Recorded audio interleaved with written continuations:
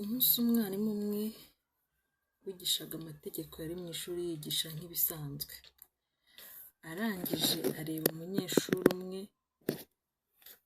aramubwira ati singushaka mu ishuri ryanjye kandi sinzongere kukubona na rimwe.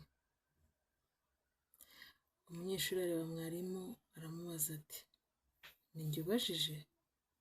Sinumvise neza icyo uvuze.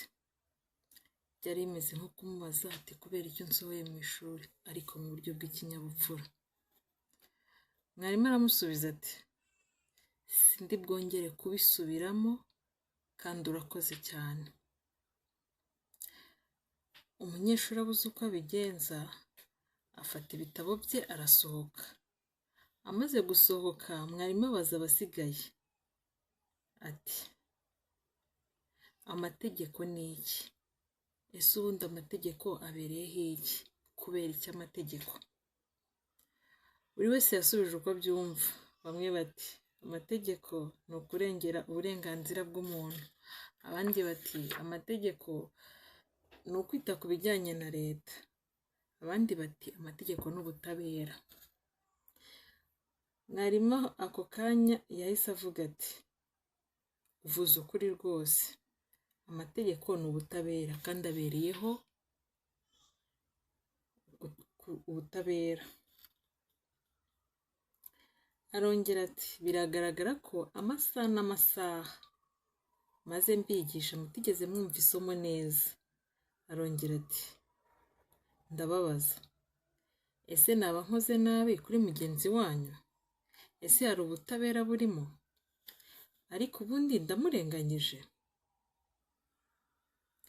Ati se ubundi kuki ntawampagaritse ngo ambwire ko ibyo nkoze atari byo? Kuki ntawashatse guhaguruka ngo avuganire mugenzi wanyu? Kuki ntawashatse kumushakira ubutabera?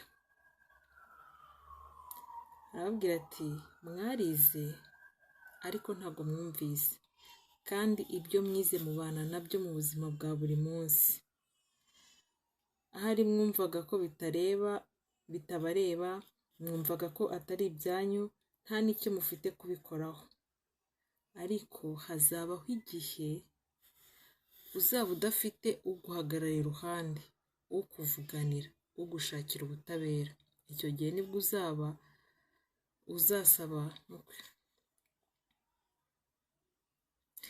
gihe nibwo uzasobanukirwa impamvu habaho amategeko.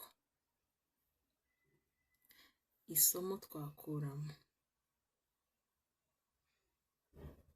Isomo bidusigiye.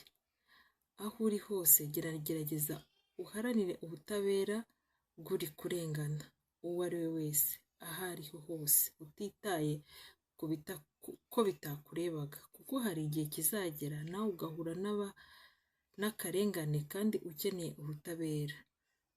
Ntuzi uzakurenganura uwo ari we. Muraho neza. Ku bantu mwari mumaranye iminsi ikibazo cyo kugura no kuvana ibikoresho mu Bushinwa mwarabuze uko mubigenza, igisubizo nta kindi ni Yuanjian Trading Company Limited. Iyi ni kampani igufasha kugura ibikoresho birimo ibya elegitoronike, ibikoresho by'ubwubatsi, ibikoresho bya mekanike, ndetse no gukora ibintu ubikura mu Bushinwa ubyoherezwa mu Rwanda, kandi tukabikugereza mu Rwanda mu gihe cya vuba cyane. Abantu namwe mwarwanaga no kohereza amafaranga ava cyangwa ajya mu Bushinwa, nabyo turabibafashamo. Yuanjian Trading Company Limited ni kampani yizewe y'Abanyarwanda ikorera mu Rwanda no mu Bushinwa, ikaba ifite uburambe mu bintu bya logisitike. Abadukeneye mwaduhamagara kuri nimero muri bubone kuri ekara yanyu. Nimutugane tubahe serivisi nziza mutasanga ahandi. Yuanjian Trading Company Limited, beyond your vision. Muraho neza. Ufite ubukwe? Ufite aniveriseri? Ufite inama se? Wabatirishije cyangwa inshuti zagusuye? None urifuza umuntu ugutegurira ifunguro rinogeye ijisho, rikaryohera akanwa, rikamanuka neza mu muhogo nta mbogamizi? Turahari ngo tubigufashemo. Duhamagare tugukorere ibintu byiza kandi ku giciro cyiza utazigera wibagirwa na rimwe kuko uzahora udukumbura. Turahari ngo umunsi wawe ukugendekere neza. Udukeneye waduhamagara kuri nimero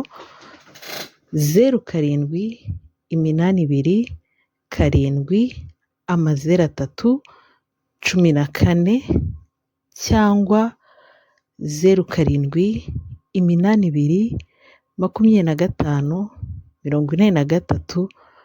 0782254334. Nimutugane tubahe serivisi nziza muzahora mukumbura.